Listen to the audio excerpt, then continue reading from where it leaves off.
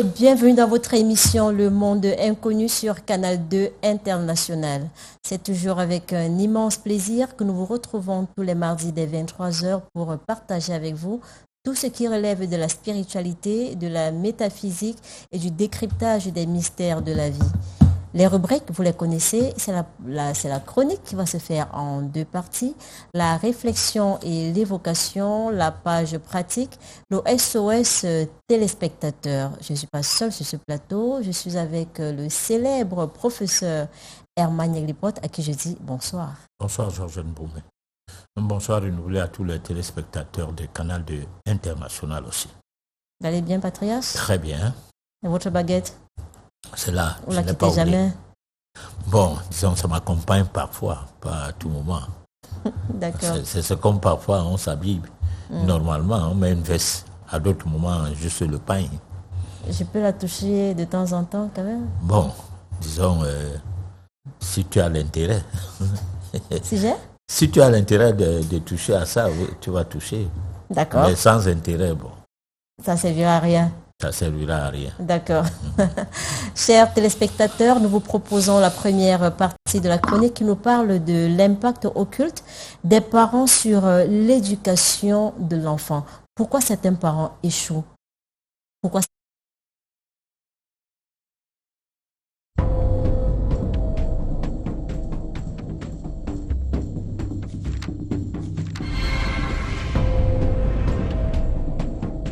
Impact occulte des parents sur l'éducation de l'enfant. Première partie. Lorsque nous abordons le sujet de l'éducation des enfants, nous nous plaçons sous l'angle de la responsabilité parentale, qui ne se limite pas uniquement à un rôle pratique et matériel, mais qui englobe aussi une dimension plus profonde et souvent ignorée, l'impact occulte de l'éducation. Il est tout d'abord essentiel de reconnaître que les parents sont les premiers modèles pour leurs enfants. Les attitudes qu'ils adoptent face à la vie, aux défis et aux relations influencent profondément la manière dont leurs enfants perçoivent et interprètent le monde. Par exemple, un parent qui valorise la réussite à tout prix peut involontairement transmettre une pression sous-jacente à son enfant, ce qui pourrait engendrer chez lui une peur de l'échec ou un besoin constant de validation. Ce type d'impact, bien que subtil, peut façonner durablement la personnalité et les choix de vie de l'enfant. Cependant, lorsque les parents jouissent de moyens matériels considérables et que leur approche de l'éducation se limite uniquement à ces aspects matériels, le comportement de leurs enfants peut parfois devenir déplorable. Beaucoup d'enfants issus de tels foyers, pourtant privilégiés sur le plan matériel, manquent de conscience spirituelle. Autrement dit, les parents doivent comprendre que leur rôle dans l'éducation de leurs enfants ne se limite pas à l'aspect matériel, mais doit aussi reposer sur des bases spirituelles et humaines solides. Les parents doivent exercer une véritable influence sur leurs enfants, afin de contribuer de manière significative à leur développement, en leur transmettant des valeurs et en orientant leur comportement comme des guides. Il est crucial de saisir l'importance de cette influence et de réfléchir à l'impact qu'elle aura sur la vie de l'enfant à long terme. Il est donc inconcevable que l'éducation se limite uniquement aux connaissances académiques, elle doit englober une approche holistique du développement de l'enfant. L'objectif principal doit être de lui inculquer des valeurs humaines, de la moralité, ainsi que des compétences sociales et émotionnelles, dans la perspective d'une vie équilibrée et spirituellement ordonnée. Un autre aspect fondamental de l'éducation est l'accompagnement de l'enfant dans la gestion de ses émotions. L'enseignement de la résolution de problèmes doit être abordé sous l'angle des lois naturelles et des règles de vie à respecter. Il est également essentiel de mettre l'accent sur l'empathie, la responsabilité personnelle, et la construction de l'estime de soi. En outre, éduquer un enfant implique de lui donner des bases solides en matière de comportement, d'éthique et de responsabilité. Cela inclut l'éducation sur la manière de prendre soin de soi-même, de respecter autrui, de gérer ses émotions, et de participer activement à la vie sociale et communautaire. Il est impératif que les parents et les éducateurs veillent à ce que les enfants acquièrent ces compétences et valeurs tout au long de leur développement. Enfin, éduquer un enfant, c'est aussi lui apprendre à penser de manière critique, à être curieux, à tirer des leçons de ses erreurs et à demeurer ouvert à de nouvelles idées et cultures. Ce processus contribue à former des adultes responsables, tolérants et ouverts d'esprit. En résumé, éduquer un enfant implique de lui transmettre les connaissances, les compétences, les valeurs et la moralité nécessaires pour qu'il devienne un membre équilibré et responsable de la société.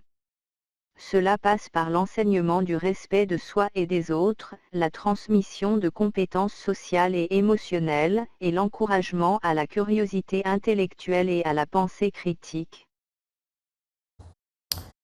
De retour sur ce plateau, professeur Herman Yaglipot, dites-nous, lorsqu'on parle de l'éducation de l'enfant, de quoi il s'agit exactement?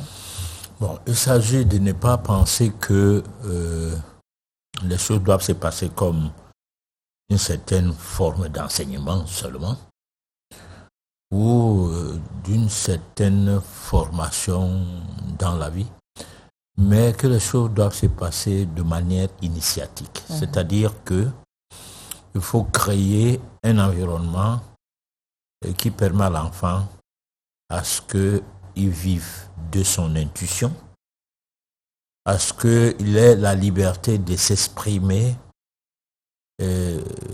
disons, métaphysiquement, subtilement, au-delà de la brimade. Et cela doit se faire comme si le parent, en tant que guide, observait tous les manquements de l'enfant, ayant lui-même un comportement de quelqu'un qui est modèle à l'enfant. C'est-à-dire, il ne faut pas faire comme pour oublier que l'enfant veut calquer quelque chose sur toi qui, à ses yeux, est un modèle. Voilà, il ne faut jamais oublier ça. Voilà. L'éducation d'un enfant, ça commence à quel moment, professeur? L'éducation de l'enfant commence dès sa naissance. On doit observer son tempérament. Il y a des enfants tout petits, ils ne prennent pas le lait maternel, ou tout petit ne prend pas le lait artificiel dont les histoires des biberons et tout ça là ne le concernent pas. Il fait tout pour ne pas en prendre. Et il fait tout pour marquer de sa première, du moins, sa personnalité, son identité. Bon, à ses parents. D'accord. Oui, ok, mais je pensais que dès la conception, l'éducation commençait par là, dans ce sens que on nous a dit, ou alors même ici sur ce plateau, vous nous dites très souvent que l'éducation d'un enfant commence à la base parce qu'il faut préparer l'accouchement. Il ne faut pas que les parents, il faut pas que la maman soit stressée. Là, c'est la préparation au tempérament de l'enfant. Rien à voir avec l'éducation de l'enfant. Bon, disons, si vous voulez avoir des complications pour cet enfant, parce que j'étais en train d'expliquer le fait de l'enfant qui refuse de prendre le lait artificiel, de manger certaines choses et de faire le choix des aliments dès son état de bébé jusqu'à prendre un rythme de vie qui fait que on se met à bagarrer pour l'amener à ressembler à tous les enfants dans la maison et lui, non. Alors ça veut dire qu'il n'y a pas eu une préparation déjà à la base. Et ce qui va faire la différence entre les enfants qui sont ses aînés et de la même mère, mais qui sont ses aînés, parce que chaque grossesse, en quelque sorte, a ses réalités. Toutes les grossesses ne sont pas les mêmes. Il y a deux fois, les mamans, au cours d'une certaine grossesse, elles-mêmes, elles sont confrontées à certaines situations qu'elles n'arrivent pas à maîtriser. Et, par exemple, la digestion, l'alimentation, et deux fois, elle est appelée à manger certaines choses qui passent, d'autres qui ne passent pas. Bon, alors cette préparation de ce que tu venais d'appuyer, oui, qui passe par le genre de grossesse, comment on a pris la grossesse, quel était l'état d'esprit, quelles étaient les émotions de la mère et du père, est-ce que c'était une grossesse désirée ou indésirée, tout cela joue sur l'évolution de l'enfant. Et là, on doit faire attention à ce que cela ne soit pas quelque chose qu'on n'ait pas compris au départ. Parce que si vous avez eu des difficultés déjà, des conceptions, oui, que vous avez bu beaucoup de médicaments et que les effets indésirables de ces médicaments puissent aussi être un facteur gênant pour l'évolution biologique et physiologique de l'enfant, parce que en grandissant, il y a comme si c'était un patrimoine de déchets qui ont accompagné sa naissance. Par exemple, les grossesses, je vais être un peu désobligeant, les grossesses artificielles qui passent par des méthodes qu'on connaît aujourd'hui, les in vitro et tout, ne sont pas pareilles comme les grossesses qui sont préparées dans un couple naturellement. Mais tout cela, ça fait partie de l'enfant à éduquer. Et là, il peut avoir une situation qu'il faille qu'on gère en tenant compte comment remodeler les cellules de l'enfant avec une hygiène de vie appropriée qui tient compte du fait que c'est un enfant qui est né à base des produits. Voilà. Patriarche, est-ce que les paroles prononcées par les parents peuvent avoir un impact significatif sur l'élévation ou alors l'éducation de l'enfant? Bien sûr, il y a des paroles du genre où on insulte permanemment son fils ou sa fille de vaurien, de ci, de ça, qui peuvent faire en sorte que l'enfant perde la confiance de soi, de lui-même. Oui. Bon, c'est des situations qui vont souvent dans le cadre de la formation scolaire où on a remarqué des parents qui ont besoin de voir les enfants réussir à l'école et qui ne comprennent pas assez de choses dans ce milieu-là. Et on les freine aussi la possibilité de réussir ailleurs. Parce que si l'enfant ne réussit pas à l'école, ça ne veut pas dire qu'il ne peut réussir nulle part d'autre. Bon, mais souvent, dans l'esprit compétitif, l'enfant du voisin, l'enfant du cousin, l'enfant du beau-père ou les enfants des autres réussissent à avoir les diplômes, pourquoi pas les miens? Alors, on fait de son enfant un opprimé intellectuel parce que l'intellect de cet enfant ne passe pas par des mécanismes livresques. Son intellect passe par des mécanismes naturels qui sont des mécanismes des acquis intuitifs.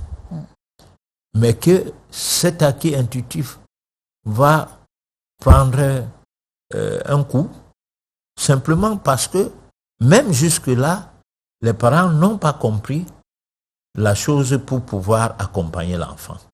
Voilà. Mais professeur, ce n'est pas toujours facile. Des fois, les parents sont inconscients des actes qu'ils posent vis-à-vis de leurs enfants. Et après, on va dire quoi? On reçoit ce qu'on a donné. Si on n'a pas eu la chance de recevoir ce qui est bien de nos grands-parents, Comment on peut faire pour corriger cela? Non, le véritable problème, c'est que on devrait avoir une formation de l'art de devenir un parent, une mère ou un père. Ça ne devrait pas être une histoire où n'importe qui peut procréer s'érige le titre de parent. Mais qui peut arracher l'enfant à une folle, déjà, qui traîne le bébé qui est son bébé dans la boue et dort dehors en plein air avec son bébé. C'est son bébé. Hein? Donc, c'est karmiquement, pour ces bébés-là, ce genre de mère qu'il lui fallait. Et ça a quelque chose dans la mission de ce bébé en grandissant. Bon, parce qu'il y a des missions des enfants qui doivent être méchants pour se traduire, du moins pour donner une orientation dans la société par rapport à leur environnement. Hein? Donner du travail à la police, donner du travail aux magistrats et tout. C'est pour ça qu'ils sont nés. Et cela ne va pas de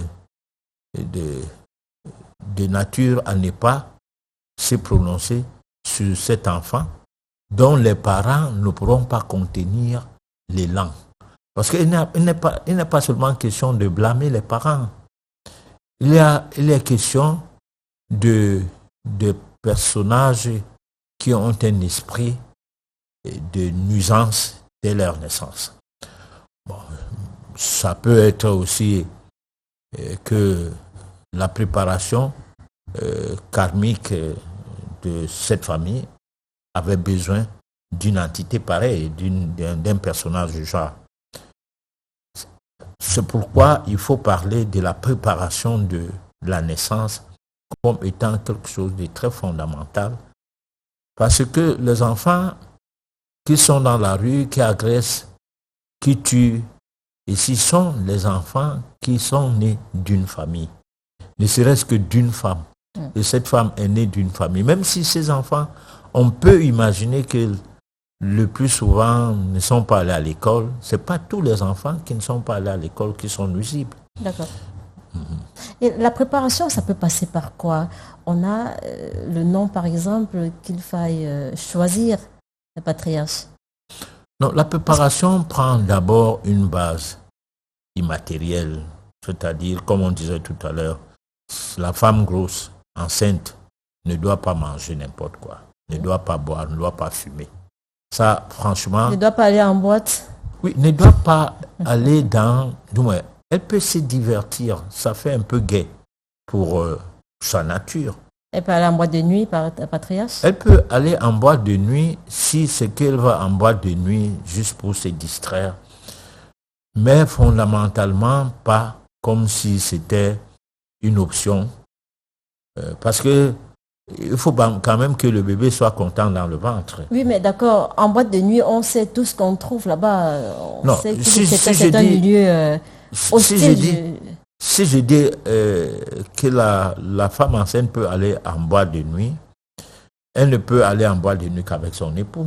Mais si son époux n'a pas les yeux d'un initié, comment il fait pour protéger sa femme au cas où... Non, le problème c'est que si ta question elle est très importante, elle est très compliquée, mais c'est que nous n'avons pas intérêt à cette émission de donner des leçons ou des orientations qui nous plaisent, mais de donner une possibilité à des gens qui sont en train de nous suivre, de comprendre que nous ne sommes pas systématiques. C'est-à-dire, on ne peut pas dire aux gens, n'allez pas à l'église, n'allez pas en boîte de nuit, et n'allez pas vous soigner avec des médicaments et tout. Non, ce n'est pas comme ça. D'accord.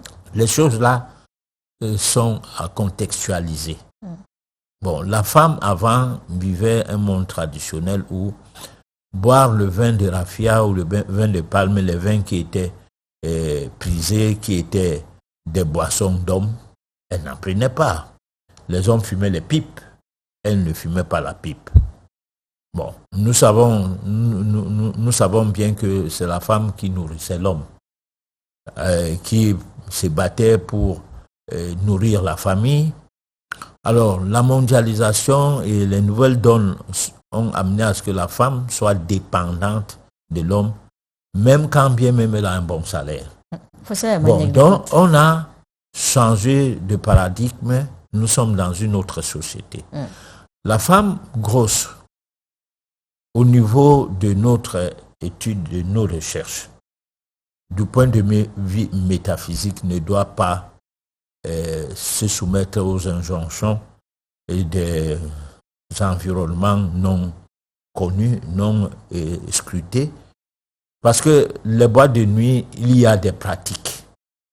Quel genre de pratiques, professeur? Il y a des pratiques pour avoir des clients, pour que le vin soit vendu, et que c'est un milieu où les élémentaux, c'est-à-dire des esprits malins, visitent régulièrement. Parce qu'il y a des incarnés, des personnes qui sont mortes, mais qui n'ont pas pu s'élever, simplement parce qu'au cours de leur existence, elles étaient alcooliques, ces personnes-là. Alors, maintenant, quand tu entres avec une grossesse dans ces milieux, boire dans ces milieux, danser dans ces milieux, tu te frottes aux vibrations néfastes.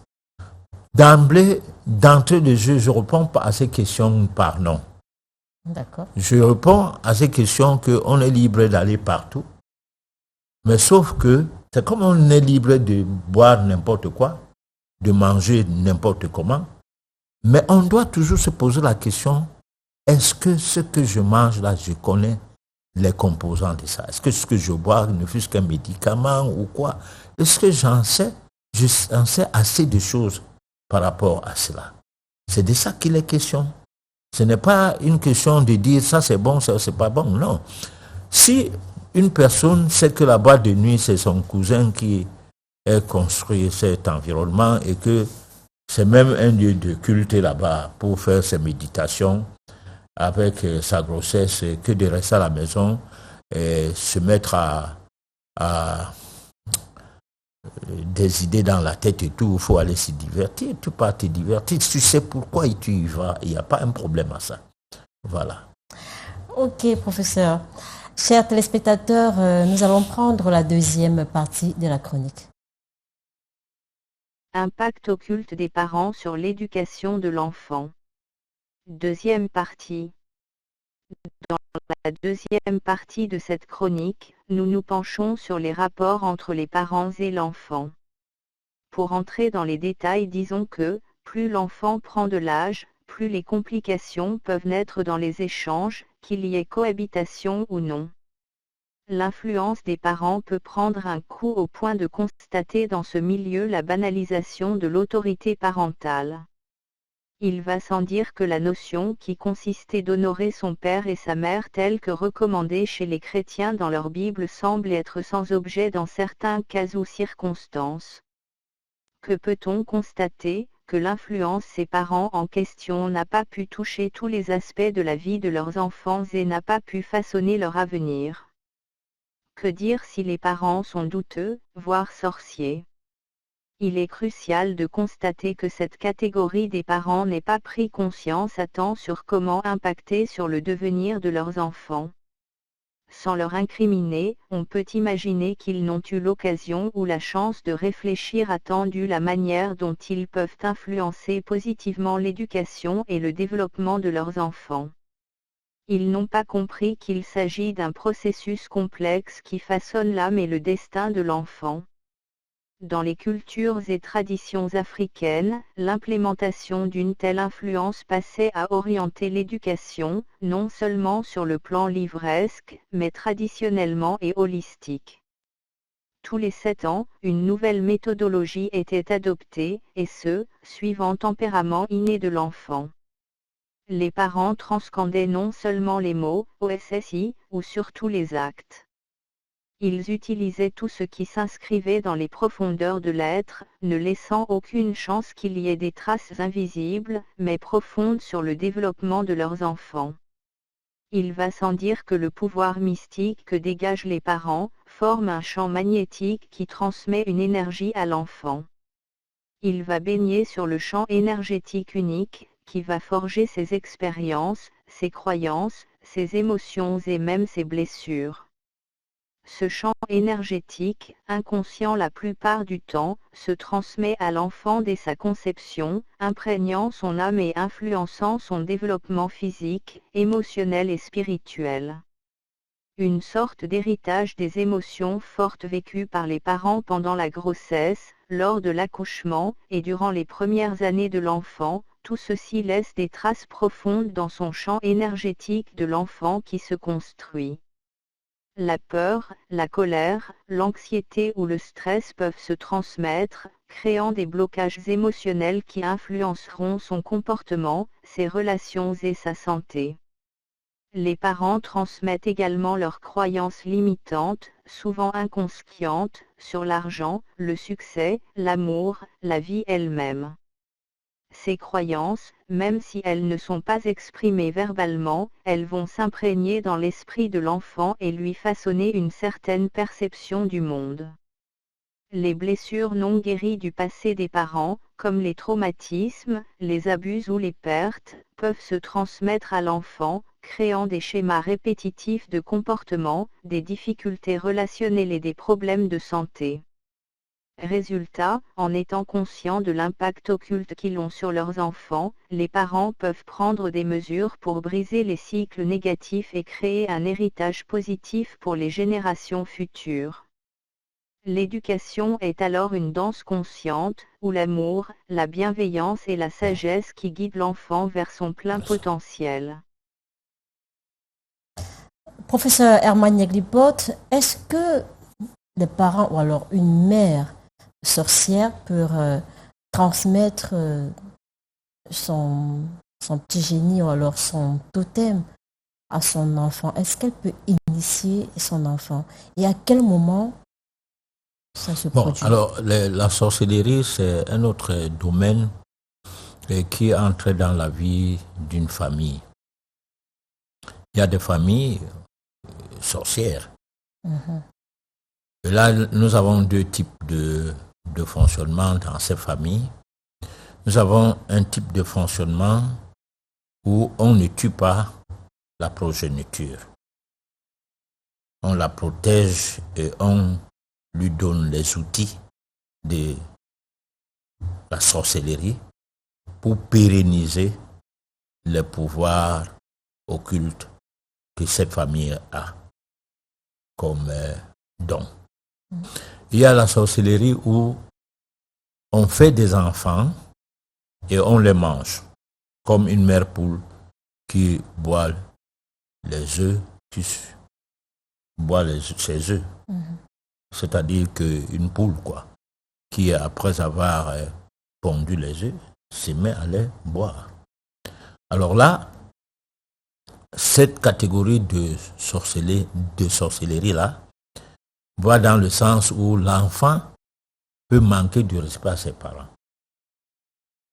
Et là, les données bibliques que nous tous nous connaissons, parce que beaucoup d'entre nous étions ou sommes chrétiens, oui. Honore ton père et ta mère pour que tu vives longtemps sur la terre, peuvent être mises en cause.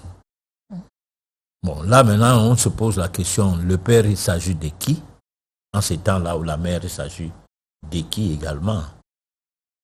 Alors, du point de vue métaphysique, cette deuxième partie de la chronique va donc nous amener à dire, est-ce que le géniteur est forcément le père ou la mère?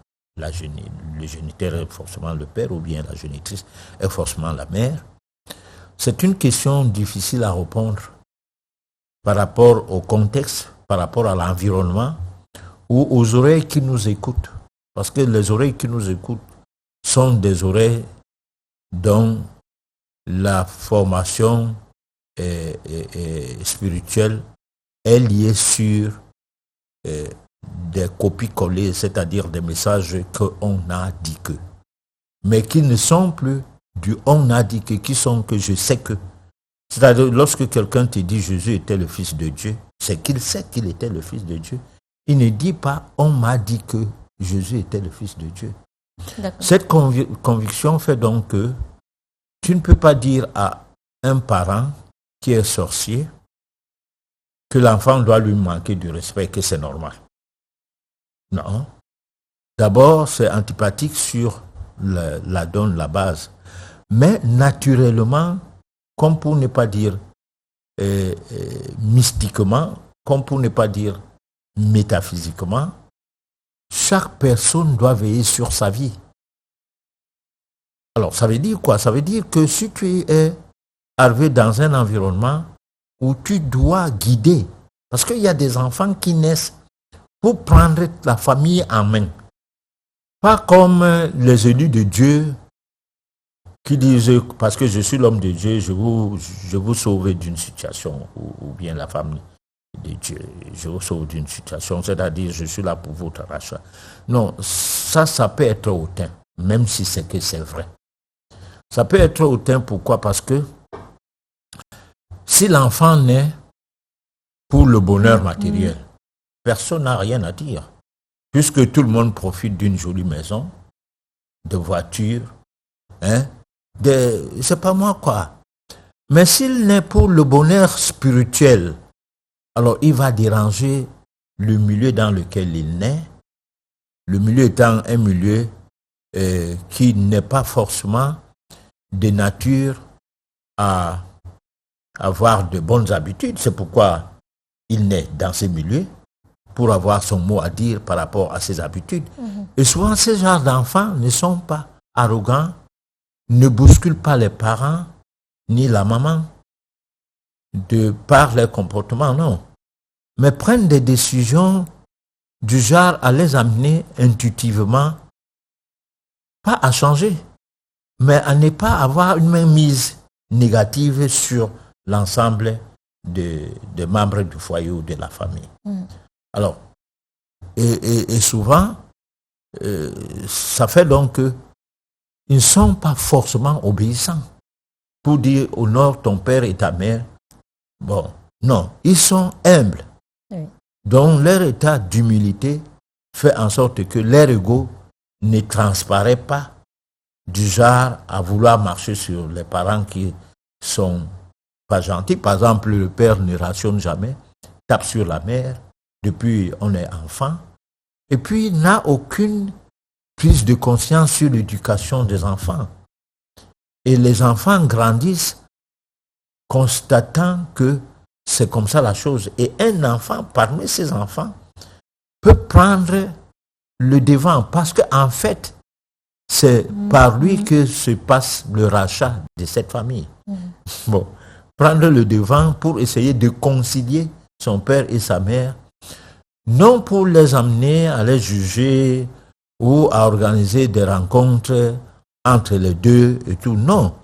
Mais voir les points faibles de son père et les points faibles de sa mère, les points forts et tout, et chercher à canaliser les deux pour que l'ensemble des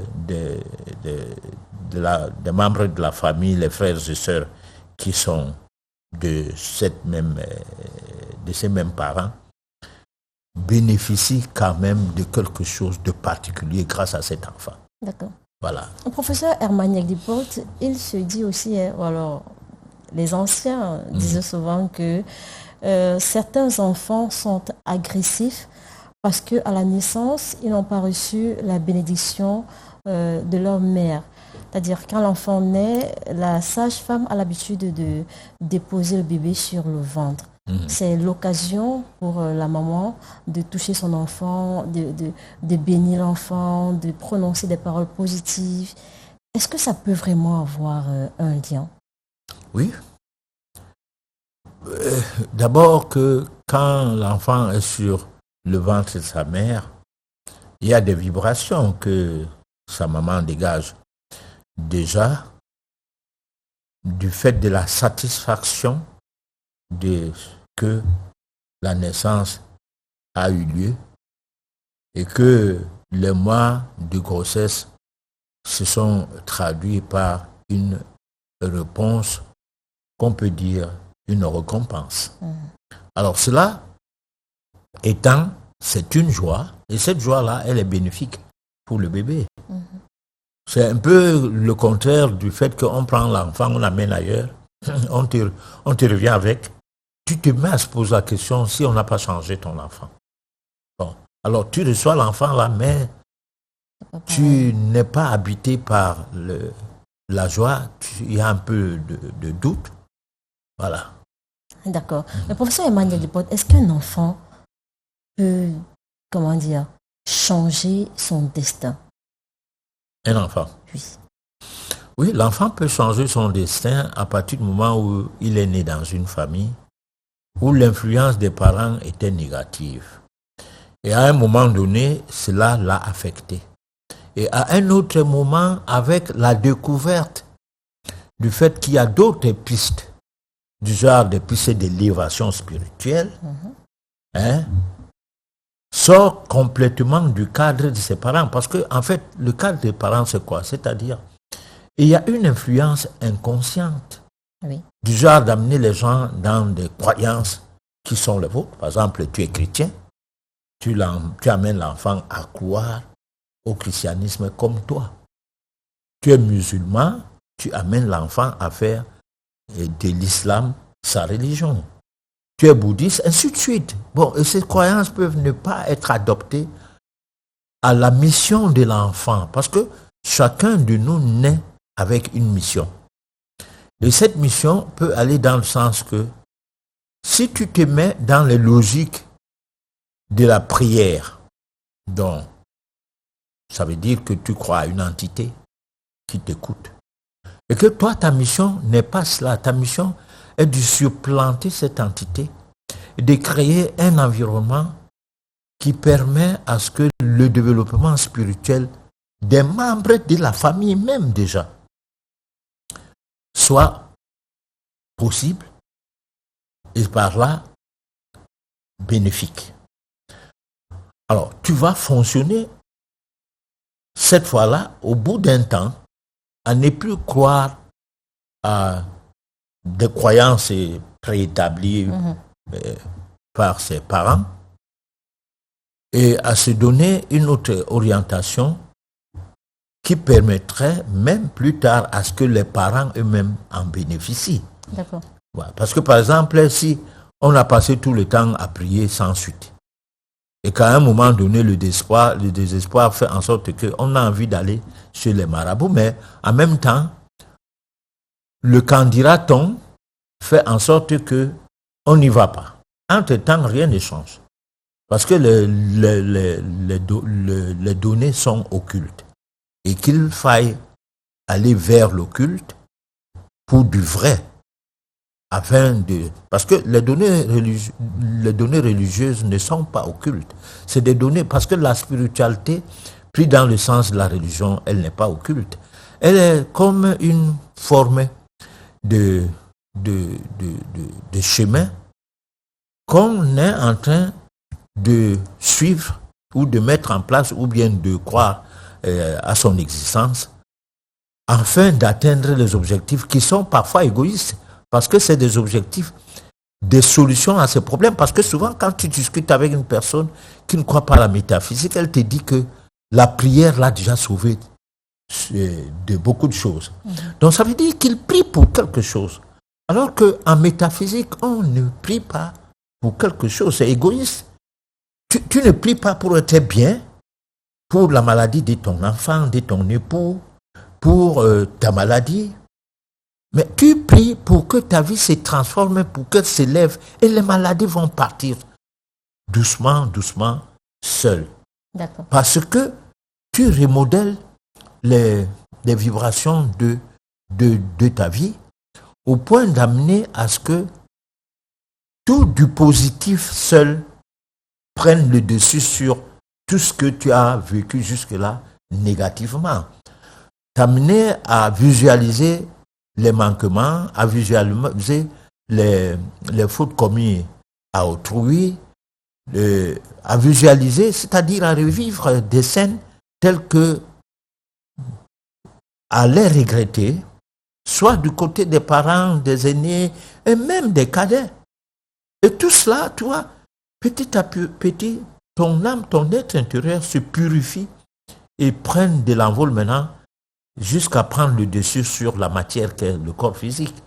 Bon, et là, ce n'est pas une croyance où tu dis, bon, il faut que j'ai mon examen, il faut que j'ai le travail, il faut que j'ai un bon salaire. C'est pas la même chose. D'accord. Voilà. Professeur Hermaniak Lipote, il y a des enfants aussi qui naissent pour tuer leurs parents.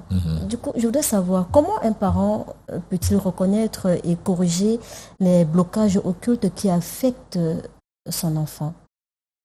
Oui. Est-ce qu'il existe des signes, des comportements Oui, bon, un enfant peut naître, comme je disais tout à l'heure, agir modérément sur le comportement de ses parents qui ne sont pas digestes et transformer ses parents petit à petit, peut-être même par les moyens matériels qui lui sont dotés, comme élément d'accompagnement dans le domaine spirituel et faire basculer ses parents petit à petit dans ce domaine-là. Contrairement à ses frères et sœurs qui ne comprennent pas grand-chose sur ce qui se passe dans la vie de leurs frères. Bon, il y a aussi des enfants qui, ayant né dans une famille, constatent que pour qu'ils vivent, il faut qu'il tue son père et sa mère.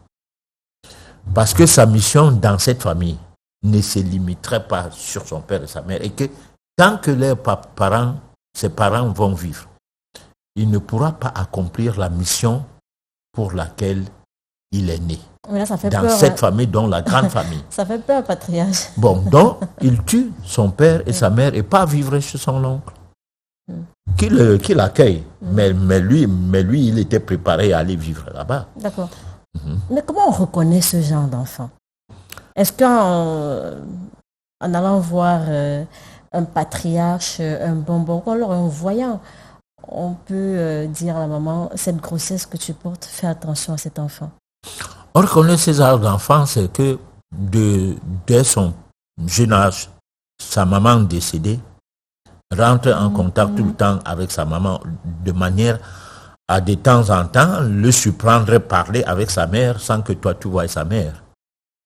Comment ça? Bon, j'explique encore. C'est-à-dire l'enfant en question voit sa mère. Pourtant décédée, et lui n'a pas encore 3 ans. Il parlait à peine.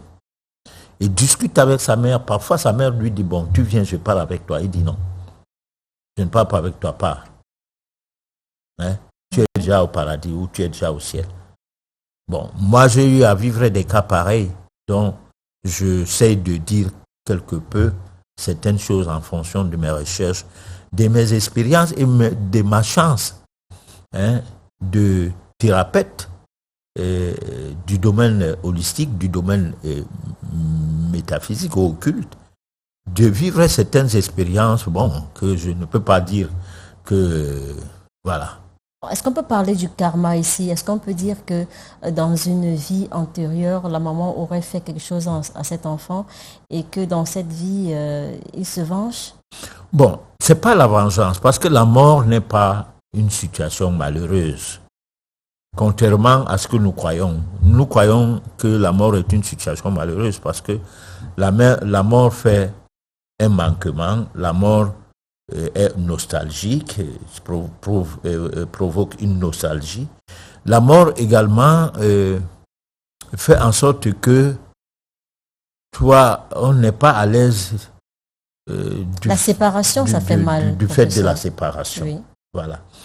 Alors, mais la mort, c'est aussi une manière d'aller préparer quelque peu l'arrivée des personnes qu'on a laissées de ce côté vers l'autre monde. Le monde là n'est pas au ciel. Le monde là, c'est le monde des personnes mortes qui renaissent quelque part, qui font un autre monde, mais toujours dans notre monde. D'accord. Parce que ce n'est pas une histoire du paradis ou de l'enfer dont je parle là. Bon, là, il faut aller discuter de ça avec les religieux, particulièrement les prêtres, les pasteurs. Je ne suis ni prêtre ni pasteur. Moi, je fais mes recherches, ni musulman. Je fais mes recherches dans le domaine métaphysique. Et la métaphysique, nous avons dit tout le temps au cours de cette émission que c'est la voie idoine pour chercher Dieu. D'accord. Voilà. Donc ça veut dire qu'il est important de savoir tout ce qui se passe autour de la naissance d'un enfant. Quand cet enfant naît, est-ce que il y a un membre de la famille qui décède? Est-ce que la maman est tombée malade? Est-ce que... Mais en ce moment, professeur, comment on fait pour savoir si c'est naturel ou alors cet enfant vient pour une mission, pour accomplir une mission? Comment on fait? Et des fois, à l'époque, on remarquait que les parents allaient même jusqu'à éloigner certains enfants de la conception. Bon, disons, il n'y a pas du surnaturel en métaphysique. Il y a du surnaturel en science. Ou la science de quoi, je ne sais pas. Bon, mais la mère des sciences étant la métaphysique, la plus haute philosophie, il n'y a pas de surnaturel. Et puis, il n'y a pas le hasard. Si l'enfant naît dans une famille, ce n'est pas par hasard. Il y a quelque chose que cet enfant partage dans sa destinée ou son destin ou son karma ou quoi, qu'il partage avec les membres de cette famille. Donc, il n'est pas question de dire que si se passe un décès, c'est par hasard, non. Ça fait partie de la mission de l'enfant, je venais de le dire tout à l'heure. Donc en métaphysique, le hasard ne donne naissance à rien. Oui, le hasard ne donne naissance à rien. Sinon, si Dieu est par hasard, pourquoi parler de Dieu? On parlait de Dieu, ce n'est pas le hasard. Le problème maintenant, c'est de circonscrire de quel Dieu ou de comment Dieu on parlait de Dieu. Parce que c'est là où il y a des différences. Parce que le musulman ne croit pas à Jésus. Et le chrétien fonde son espoir de rachat sur Jésus, et son paradis et son enfer doit tourner autour de travaux qu'il fait par rapport à Jésus. D'accord. Alors donc, maintenant, du point de vue traditionnel, dont la tradition, la plus haute tradition, c'est la métaphysique, c'est que Dieu, on la cherche, on le palpe, on le cherche, on le palpe, et on s'amène à une dimension où nous, étant du microcosme, et que Dieu est du macrocosme, donc de l'univers tout entier, nous sommes parcellaires de Dieu. Et donc nous devons chercher à ce que ce Dieu qui s'est émietté et qui s'est retrouvé en nous à travers la force vitale qu'on appelle la vie, que nous le matérialisons avant de mourir, pour qu'on ne meure pas sans rien. Parce que nous disons toujours, on laisse tout après notre mort, justement parce que nous restons dans la logique de fonctionner avec des choses éphémères. Les biens matériels, c'est éphémère. Mais si on fonctionne avec des choses subtiles, qui sont sur la base de l'irréel qui donne naissance au réel, il est impossible que nous mourions sans rien emporter. On va emporter quelque chose qui sera profitable lors des vies futures. Voilà. D'accord. Chers téléspectateurs, à présent, nous prenons la réflexion et l'évocation.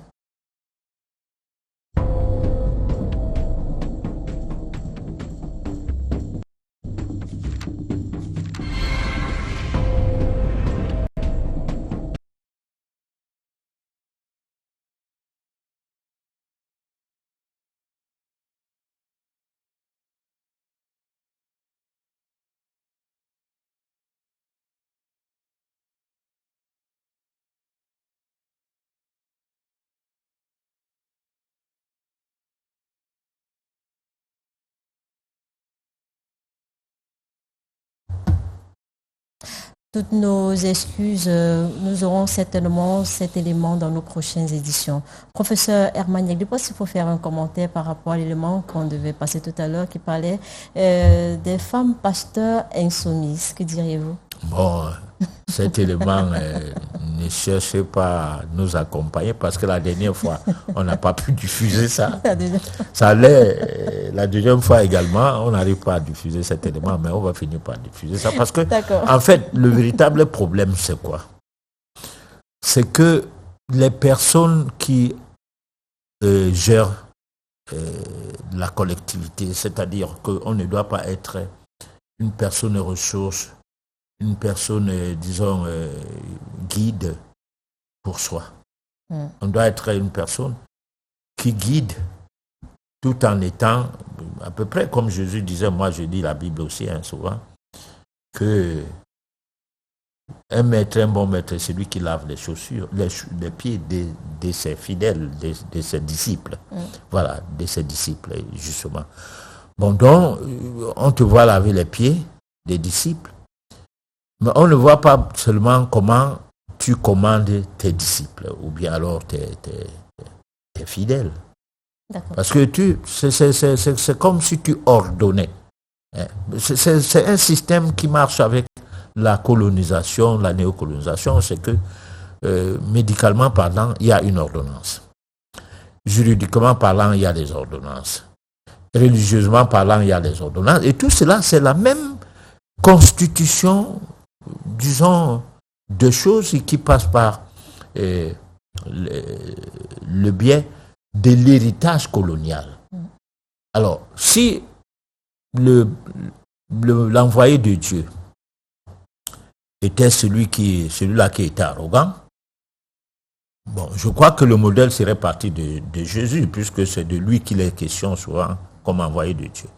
Mais pourquoi les personnes qui sont censées guider les gens vers ce Jésus-là ne peuvent pas bénéficier de l'humilité de Jésus et tout? Ne peuvent-ils pas le ressembler, ces messieurs et dames? Alors donc, il y a un problème. Voilà. D'accord. Nous passons à la page pratique. Les Africains ont le pasteur qu'il leur faut.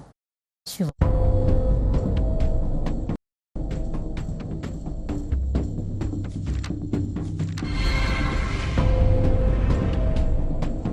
Les Africains ont les pasteurs qu'ils méritent. Malheureusement, de nombreux Africains sont à la recherche effrénée de miracles sensationnels. Et c'est exactement ce que les pasteurs proposent. Des miracles à tout bout de champ, dans toutes les rues de l'Afrique, frôlant régulièrement l'extravagance et la bêtise.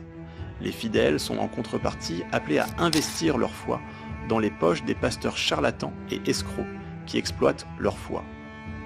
Il est évident que le business de l'évangile est de nul doute le plus rentable sur tout le continent africain. Le constat est clair, ces faux prophètes détruisent de nombreuses familles et affectent toute une génération d'Africains, pour qui les pasteurs sont devenus le pilier central de leur vie. Dans cette vidéo, vous découvrirez de faux miracles qui dépassent l'entendement humain. Vous verrez le pasteur Mohamed Ali, le pasteur de 13 ans accomplissant des miracles, en passant par le pasteur délivrant la femme possédée par un démon sexuel. Et bien sûr, au pasteur qui ressuscite les morts. Vous aurez même droit à la prestigieuse liste des pasteurs qui prient afin que Dieu vous envoie de l'argent par virement bancaire. Ça va péter! Péter! Vous allez fuir. Le business de l'Église est tellement rentable et compétitif qu'il faut parfois faire preuve de beaucoup de créativité. L'une des nouvelles créativités sur le continent est le nombre grandissant d'enfants pasteurs accomplissant des miracles. Dans cet extrait, un couple désireux d'avoir des enfants demande l'onction du jeune prophète. Ce dernier estimera que c'est le mari qui a un problème spirituel et exigera qu'on lui donne une pomme. Rien que la présence de la pomme fera trembler l'homme possédé.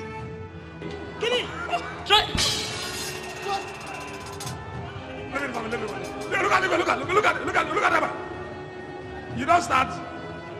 You don't start. I never start. You don't start. Wait. You don't start. I never start. Hey, you.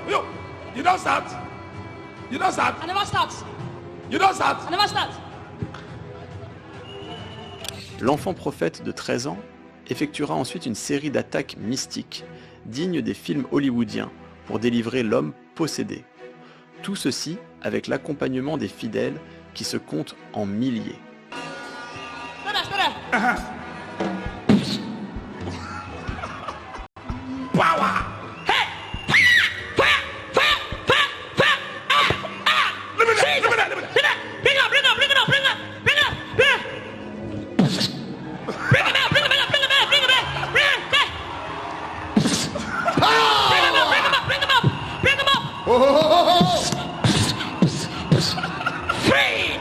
Dites-nous en commentaire si vous voulez une vidéo intégrale sur les enfants pasteurs. Somebody put your hands together for Jesus.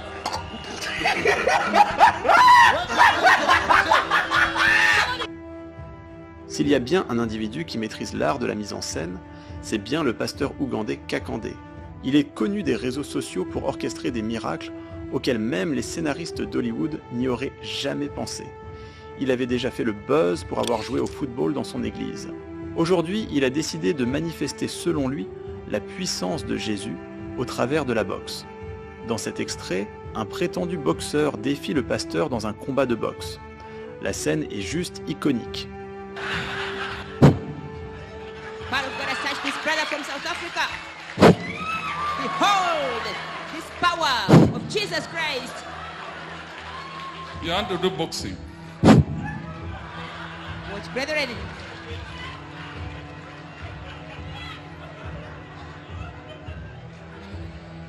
Watch this boxing fight between the brother from South Africa and Prophet. Mieux encore, dans une de ses autres vidéos, il s'est transformé en athlète, en défiant ses fidèles à une course de vitesse. Course à laquelle il est évidemment gagnant, car inspiré par Jésus. Go! Watch the young man running very fast. He's confused, going backwards.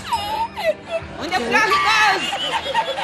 Le pasteur Kakandé ne cesse d'innover, toujours dans le but d'aider ses fidèles. Après le football et la boxe, il a eu l'incroyable idée de commercialiser du riz béni, des stylos à billes et même des oranges benites. Tout ceci à des prix exorbitants. Mais c'est pas grave car le pasteur ne fait qu'accomplir l'œuvre divine. Dans cet extrait, il lance une orange bénite sur un fidèle qui s'est mis à danser de tout son être. Pour finir, ce pasteur ougandais a demandé à ses fidèles de donner de l'argent pour son nouveau véhicule. Il a déclaré vouloir un Range Rover Evoque et a eu la brillante idée de donner aux fidèles un délai pour envoyer leur contribution. Investissez dans ma voiture et que Dieu investisse dans la vôtre. Si vous êtes à l'étranger, vous pouvez commencer à envoyer vos 300 $ et je vous enverrai la carte de prière pour la bénédiction du véhicule.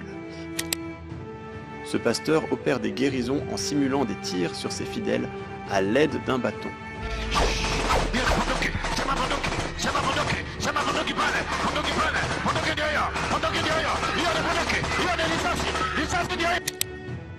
Odoumé. Professeur Herman Yaglipot, j'aimerais bien qu'on envoie Ngannou. Oui, boxer un peu avec Oui. les gars là, parce que Ça serait bien. comme c'est fidèle, on ne sait pas si c'est un arrangement. Bon, et puis le fidèle là, lui, n'avait même pas la carrure d'Ngannou. Donc c'était normal.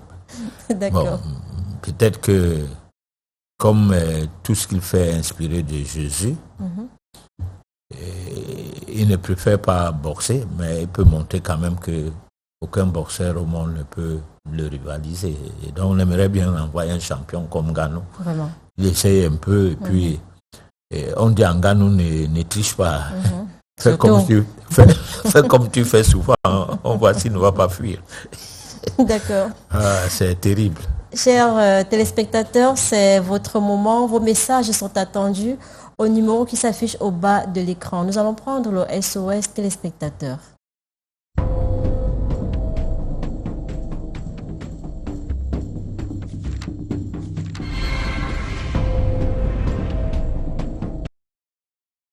On prend ce message de Laetitia. Quel est le rôle de la mère et du père sur le plan spirituel dans la destinée de l'enfant? Son rôle, c'est d'accompagner l'enfant pour son élévation spirituelle. Si la mère et le père peuvent le faire, ça va être plus facile à l'enfant parce que dès le bas âge, il apprend à avoir des bonnes habitudes. Oui. Et ces bonnes habitudes vont sur un bon mode de vie. C'est-à-dire, l'enfant là sera différent des enfants de son environnement, si c'est possible. Parce qu'il y a autre chose, l'école aussi des natures des enfants. Ce que tu dis à l'enfant à la maison, quand il part à l'école, il trouve ses camarades ont aucune base spirituelle et dans leur éducation. Oui. Alors, si des choses qu'on ne mange pas à la maison sont plutôt vendues, ou bien sont dans le cartable de leurs amis. Ils se partagent et ils prennent goût.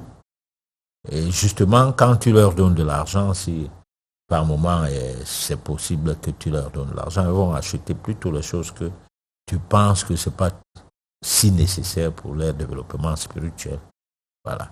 Donc nous avons plein de difficultés aujourd'hui de recadrer la vie. Parce qu'avant, quand les enfants n'allaient pas à l'école, ils se rencontraient dans la cour de jeu, faisaient des travaux champêtres et tout. C'était une autre époque.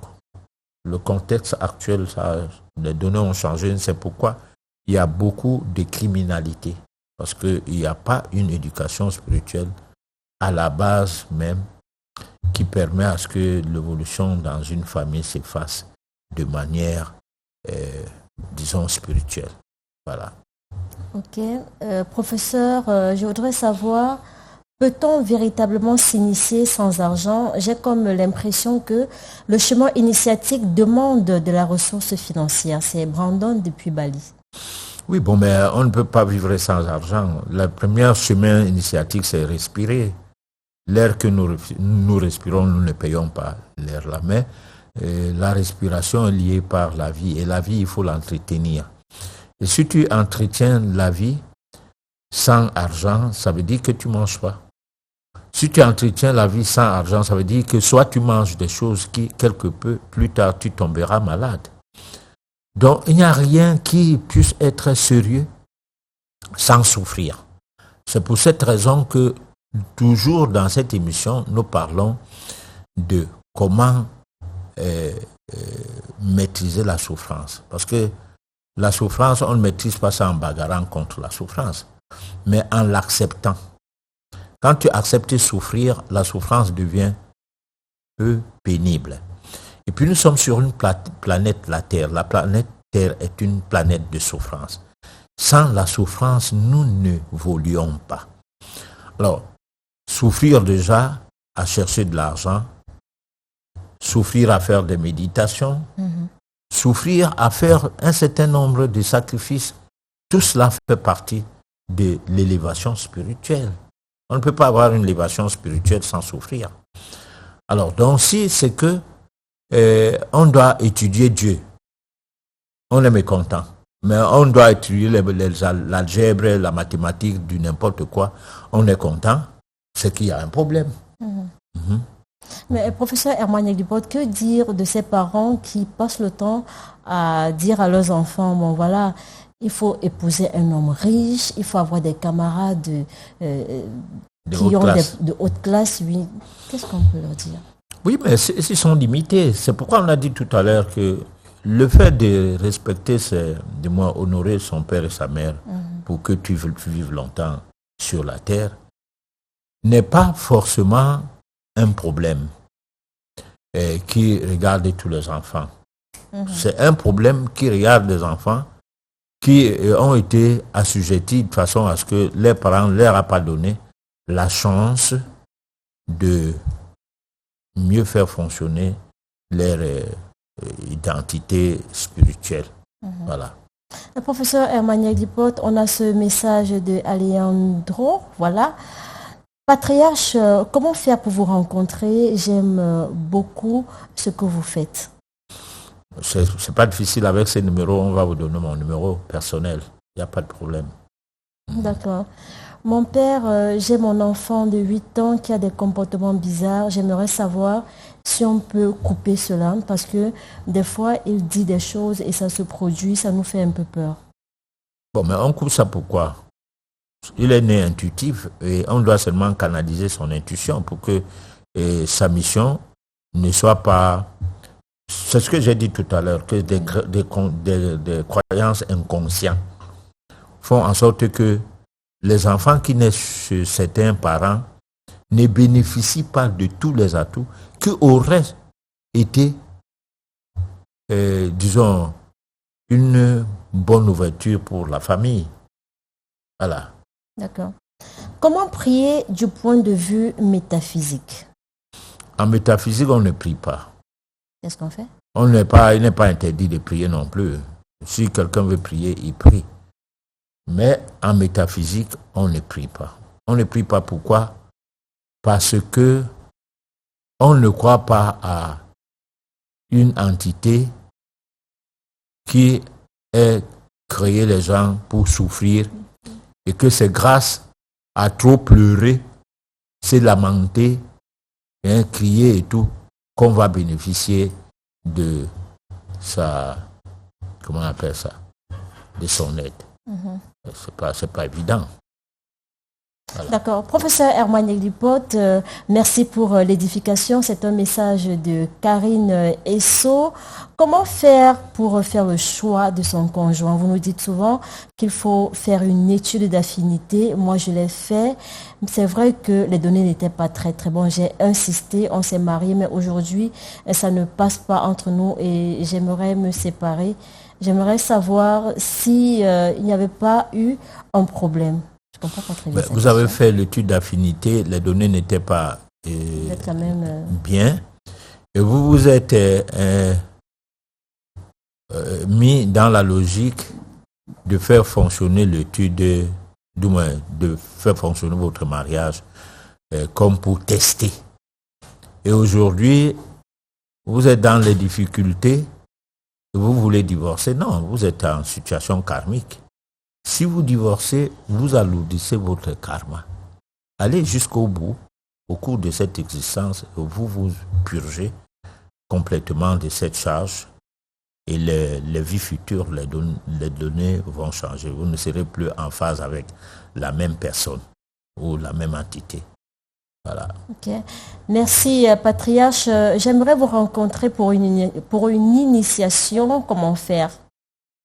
Vous aurez mon numéro à travers ces canaux et puis vous aurez la possibilité d'échanger avec moi pour voir comment les choses peuvent se passer.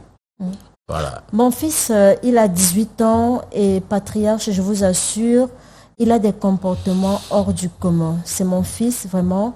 J'ai mal au cœur de vous le dire. Pourtant, mon mari et moi l'avons bien éduqué.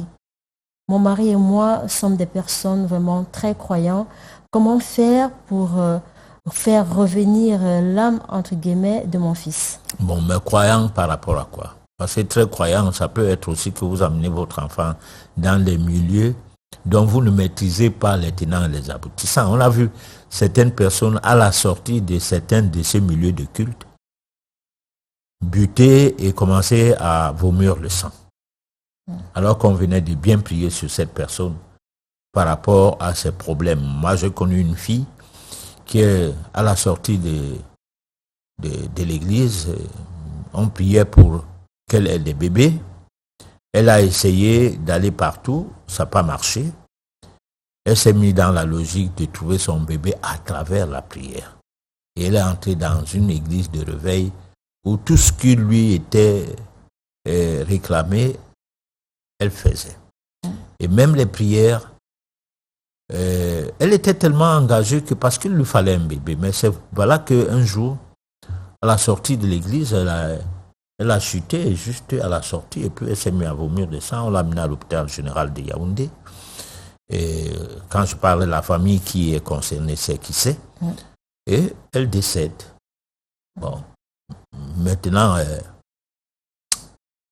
ou c'est la prière qui n'a pas marché, ou parce que peut-être elle était sorcière, ou c'est quoi. Tout le monde s'est mis à se poser des questions. Voilà. Bon.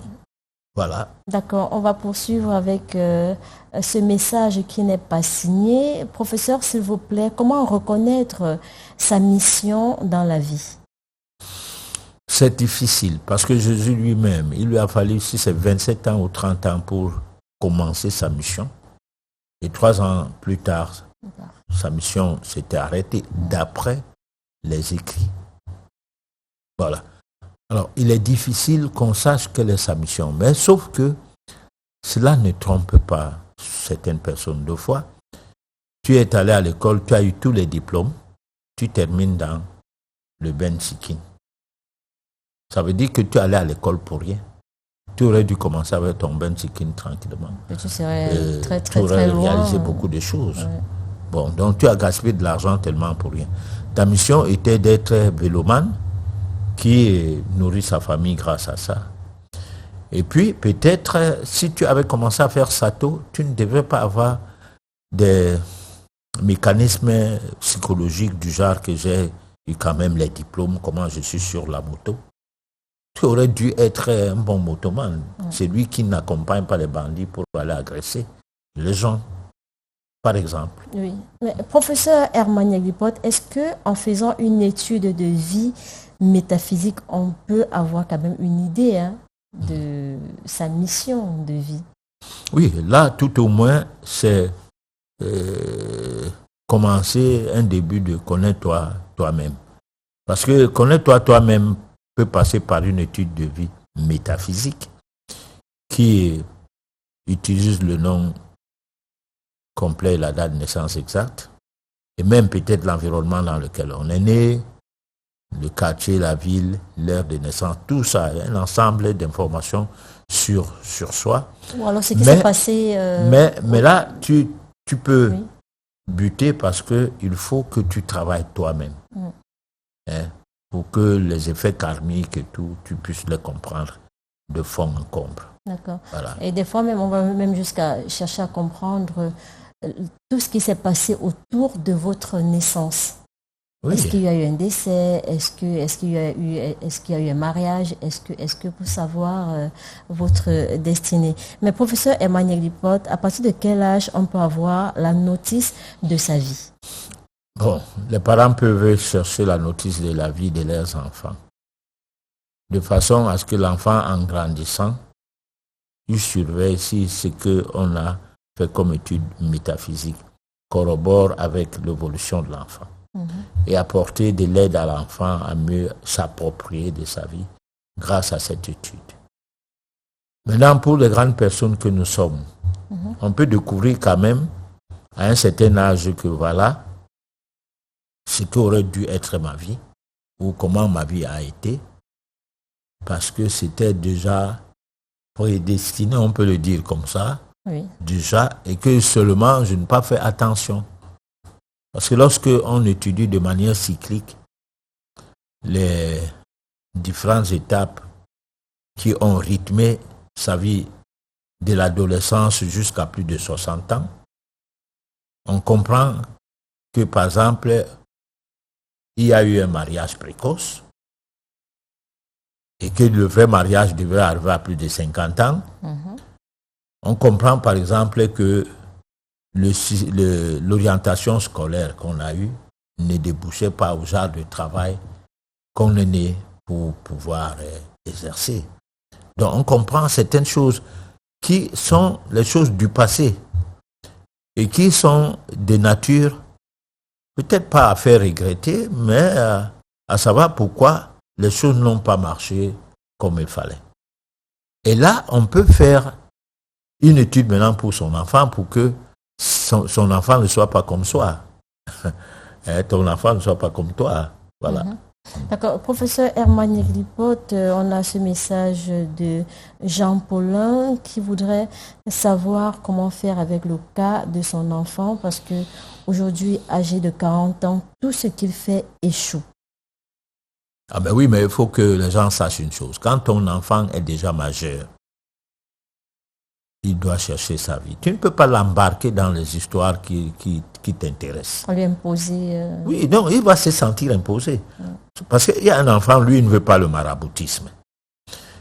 Et qu'en réalité, les connaissances métaphysiques ne sont pas maraboutiques. Sont aussi importantes que les connaissances livresques. C'est-à-dire ce qu'on a fait dans les écoles classiques, que ce soit dans les universités et tout. Parce que souvent, une personne d'un petit niveau d'élévation spirituelle peut enseigner à l'université, réunir des professeurs agrégés d'université, enseignants à l'université, les enseigner les choses de la vie. Bon, alors là, c'est une dimension supérieure qu'on ne doit pas négliger. Mais cela n'est plus possible aujourd'hui, ce fut possible avant.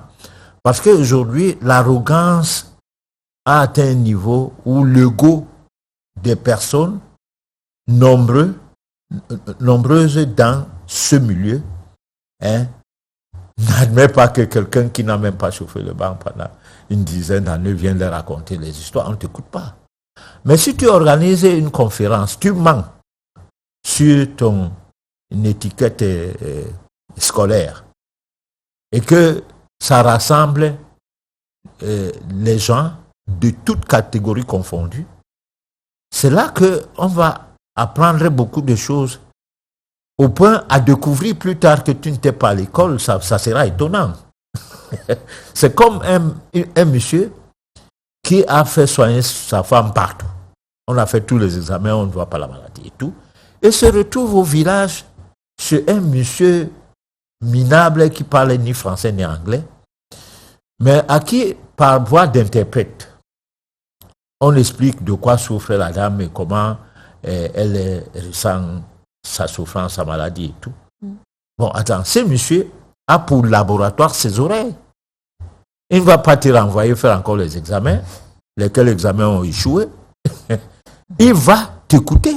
Et son laboratoire inné qui est le véritable laboratoire, non une histoire fabriquée de toutes pièces pour gagner de l'argent, truander les gens, et ayant truandé la personne jusqu'à fatiguer les poches de son mari. Ce sont des années d'études, professeur. Oui, mais une étude basée sur du faire semblant. Parce qu'en fait, si la science était une histoire de pureté, parce que la science elle-même, c'est quelque chose de pur. Mais les systèmes ont épousé des méthodes d'exploitation de l'homme par l'homme, des méthodes qui sont favorables de l'implémentation d'une certaine hégémonie. Et aujourd'hui, la science devient mercantile, c'est-à-dire une science sans conscience. Alors là, on est devant une situation assez délicate. Voilà. Alors, comment se protéger des mauvais œils? Je me nomme Claudie Ndjonga. En se mettant dans la logique de développement de votre être intérieur, donc d'élévation spirituelle. Là, vous vous protégez. Parce qu'il y a deux façons. Il y a une façon où comment faire pour se débarrasser pour un temps d'une maladie, ne fût-ce qu'occulte, le mauvais œil. Mais comment se protéger? Pour que quelqu'un ait une protection sur la terre, sa protection ne doit pas dépendre de quelqu'un. Parce qu'entre Dieu et nous, il n'y a pas d'intermédiaire. Voilà. Mais professeur, il y a des gens, on a l'impression qu'ils sont nés avec une cuillère en oreille. Ils n'échouent jamais. Tout ce qu'ils font leur réussit. Mais pourtant, ils ont un comportement vraiment pas du tout catholique. C'est le karma.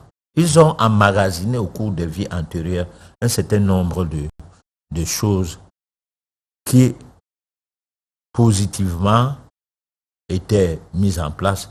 Et donc, la récompense, c'est comme quelqu'un qui a cultivé un champ, récolte. Au moment de la récolte, il a tout ce qu'il y a de ce champ, sans qu'il soit lui-même bon. C'est le champ qu'il a cultivé. À des occasions d'une certaine période où il était positif. Et aujourd'hui, il récolte. Bon, maintenant, au moment où on récolte, il peut devenir arrogant. Et là, il cultive un autre cycle qui va l'amener à vivre une vie très difficile au cours d'une incarnation future. C'est tout. D'accord. Quelle démarche pour une élévation métaphysique? C'est Daniel depuis Douala qui nous envoie ce message. La démarche, c'est qu'on doit se mettre dans la logique que Dieu s'apprend. Comment ça? On apprend Dieu. On ne peut pas avoir le bac. On a payé trop d'argent. Maintenant, pour connaître Dieu, on prend la Bible et on se retrouve quelque part, ou le Coran. Non. On doit apprendre. Encore le Coran, peut-être qu'on coranise.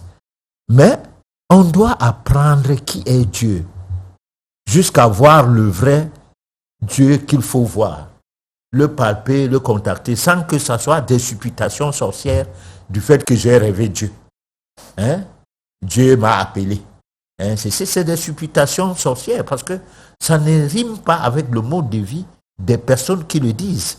Parce qu'il y a des gens qui vivent de manière dépravée, mais qui parlaient tellement de Dieu et qui est même l'apôtre de Dieu, le pasteur de Dieu, l'homme de Dieu, la femme de Dieu, au point où il n'y a pas. Et ce qu'on peut dire que lorsqu'il fait obscur et qu'on y place la bougie au centre de la salle qui est tout à fait noire, même les insectes vont vers la lumière. Donc lorsqu'on est une lumière, on l'est pour sa femme ou pour son mari. On l'est pour ses enfants. On l'est pour les membres de la famille. C'est-à-dire ton comportement fait en sorte que tout le monde trouve du bon vivre avec toi. C'est là où commence le début de la lumière en soi. D'accord. On prend ce message d'Emmanuel. J'aimerais savoir comment bloquer les malédictions familiales et combattre les pensées négatives qui empêchent d'avoir la paix en soi-même et qui m'assaillent en me rendant triste à longueur de journée. Voilà. Lui, il est dans la vengeance. Je ne fais qu'expliquer que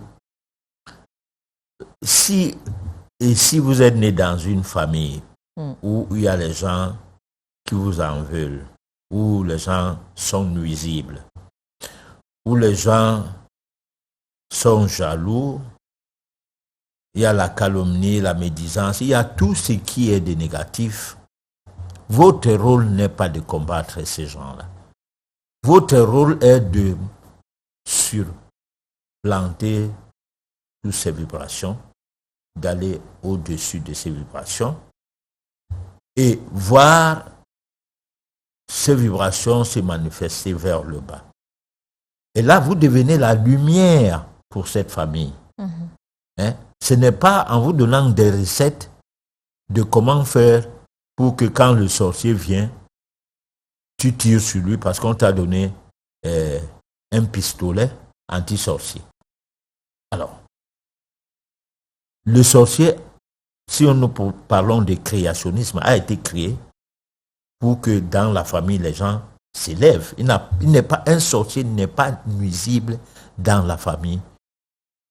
Si on comprend que c'est grâce à sa sorcellerie qu'on va découvrir le spirituel en soi.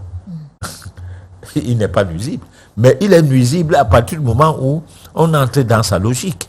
Parce que la logique d'un sorcier, c'est quoi? C'est la haine. Oui. Il est haïssant. Parce que c'est lui qui est haï, je veux dire, n'est pas forcément celui qui sait pourquoi, qui peut expliquer pourquoi il est haïssant. Quelqu'un qui te déteste peut dire pourquoi il te déteste. Il peut dire ton caractère ne me plaît pas. Tes ajustements ne me plaisent pas. Moi, je te déteste. Mais une haine peut être gratuite. Une haine peut être gratuite. Bon, ça peut être une petite jalousie, là encore. Et tout cela, ça crée la sorcellerie. Ok. C'est pourquoi, tu vois, dans les réseaux sociaux, on dit les hiboux. D'accord. On prend ce message de Djegoué. J'aimerais savoir comment se protéger d'une mort subite. Bon, alors si c'est Djegoué, il pense que la mort subite l'attend, il doit changer de comportement, de mode de vie et tout. Non, c'est que... Bon, allez-y. Oui, vas-y. Non, bon. Ça. Parce que je ne sais pas comment on doit protéger d'une chose qu'on ne sait pas si ça va venir. Professeur Emmanuel Duporte, lorsqu'on regarde la société, je ne vous apprends rien. Ces jours-ci, on a vu des gens tomber comme ça. Oui, lors d'un mariage, cérémonie. Le cérémonie de mariage, la mariée décède. Oui. Comment on fait pour se protéger? Bon, peut-être qu'il ne fallait pas qu'elle se marie le jour-là. Et elle a forcé. On ne sait pas quelle pratique elle a fait avant qu'elle ne se marie. De cette manière-là. Et que tout cela obéit à son karma. Parce qu'il fallait que c'est de ce genre de mort-là qu'elle meure. Bon, encore là, c'est plus facile de tirer une conclusion telle que ce que je donne comme explication. La mort n'est pas une fin en soi. Comme pour dire, ce n'est pas une mauvaise chose. Mais la mort est une mauvaise chose pour la personne qui reste vivante. Cette personne qui reste vivante est en difficulté du fait de ce démembrement, voilà, dont la mort de son épouse a été une mauvaise chose. Mais la personne qui meurt se débarrasse de quelques situations qui sont en rapport avec son existence actuelle pour se retrouver en phase avec la future existence. Et cela, c'est un chemin que prend sa vie. Et la vie, c'est le grand V, le soufflet de vie. Ce n'est pas le corps physique qui est couché là. Non. Ok. Patriarche, j'ai le fils de mon mari, il a 14 ans et il a l'esprit de vol. Nous ne savons pas quoi faire. Sa maman est décédée. Pouvons-nous remédier à cela? L'esprit de vol existe-t-il vraiment? Si oui, comment faire pour soigner cela?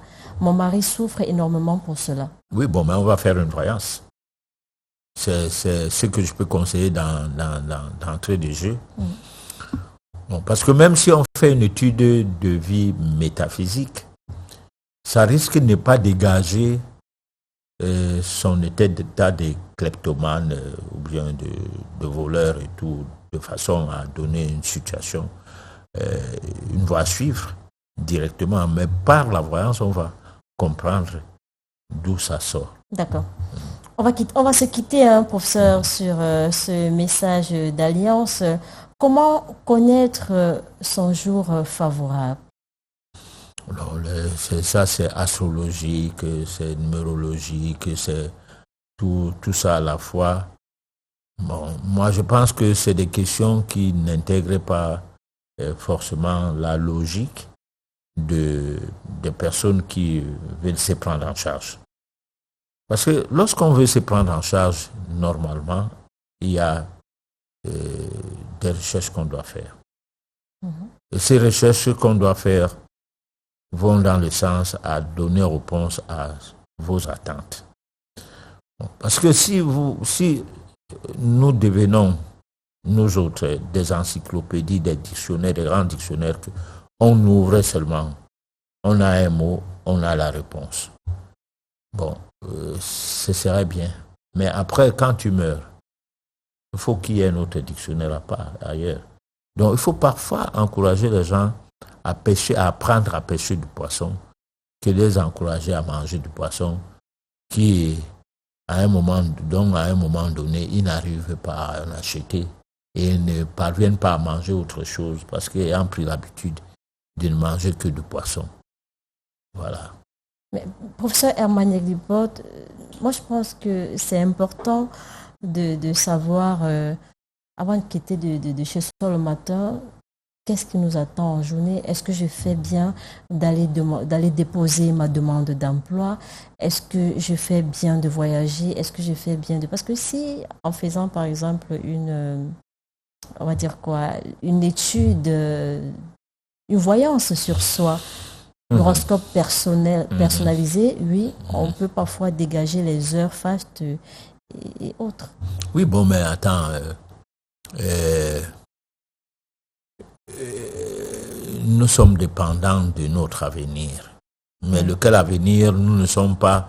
il ne nous est pas conseillé, par exemple, religieusement parlant, de chercher à savoir ce que Dieu a caché. Où il a caché ça, où il a fait comment. Bon. Alors, maintenant, si tu es dépendant de l'horoscope, par exemple, qui est une forme de prévision, que ça te donne l'envie de connaître la journée, comment se passera la journée et tout, il faut le faire. Il faut le faire, mais sauf qu'il faut rester positif. Et il ne faut pas que cela ne t'influence outre mesure. C'est pourquoi il est nécessaire d'être un peu mature dans ce genre de recherche. D'accord. Voilà. Professeur Herman Yaglibot, un conseil à tous ces parents qui nous écoutent ce soir et qui aimeraient bien que leurs enfants changent, qu'ils se retrouvent sur le droit chemin. Non, le véritable conseil, c'est que cessons du moins, peut-être un point de vue, cessons d'être ceux qui se plaignent des agresseurs, des ci, des ça. sans tenir compte que ces enfants-là sont nés des gens. Et que aujourd'hui, pour arrêter l'agression ou les agressions futures, commençons à travailler sur les naissances d'aujourd'hui pour que ces enfants-là, dans le futur, ne deviennent pas des enfants nuisibles pour la société. Voilà, c'est ce que je peux dire, parce que en réalité, le travail à faire est toujours là. Bon, on ne pourra pas dire à des parents aujourd'hui de faire un miracle alors qu'ils ont raté l'éducation de leurs enfants. Ils peuvent faire une voyance, ils peuvent chercher à vous rencontrer. Moi, je fais la voyance pour mon enfant, moi personnellement, alors que j'ai raté son éducation, ou alors le suivi de mes consignes et de mes conseils n'a pas été fait. Un lavage spirituel peut corriger la chose? Oui, bon, si tu fais... Un bain. Si tu fais une voyance et tu trouves que c'est par là qu'il faut passer pour qu'il y ait un changement dans l'état d'esprit de ton enfant, il faut le faire. Voilà. D'accord. Merci professeur Herman Yaglipot. Merci à vous à la maison de nous avoir suivis du début jusqu'à la fin. Donnons-nous rendez-vous mardi prochain dès 23h. D'ici là, portez-vous bien.